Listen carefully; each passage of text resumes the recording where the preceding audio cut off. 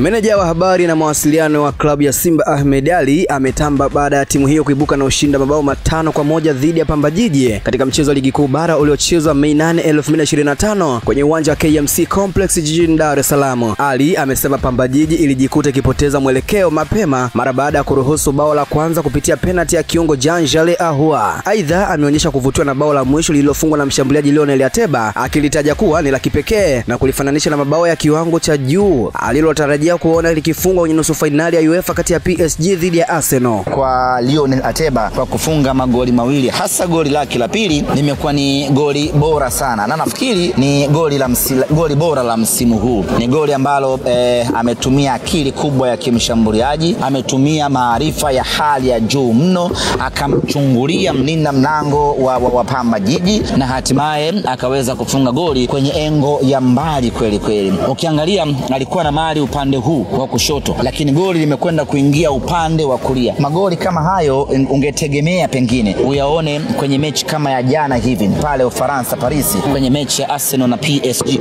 ndio ungetegemea kuona magoli kama hayo. Lakini asante Mungu, magoli kama hayo unayaona Mwenge kwenye uwanja wa KMC, tena amefunga mchezaji wa Simba Lionel Ateba. Ni jambo la kufurahisha, ni jambo la kujifaharisha sisi kama wana Simba. Mechi ya leo ni tofauti na mechi iliyopita dhidi ya Mashujaa ama dhidi ya JKT. Zile mechi nyingine ulikuwa unaangalia mechi kama upo kwenye rice cooker, yani muda wowote unaungua, lakini mechi hii ya leo unatazama kama upo kwenye friji, yani unajisikia baridi, unajisikia raha mwanzo mwisho. Tumedominate, tumetawala mchezo na tumewafanya vibaya kweli kweli. Hati mbaya sana wakaingia kwenye mfumo mapema tu na tukaanza kuabutua.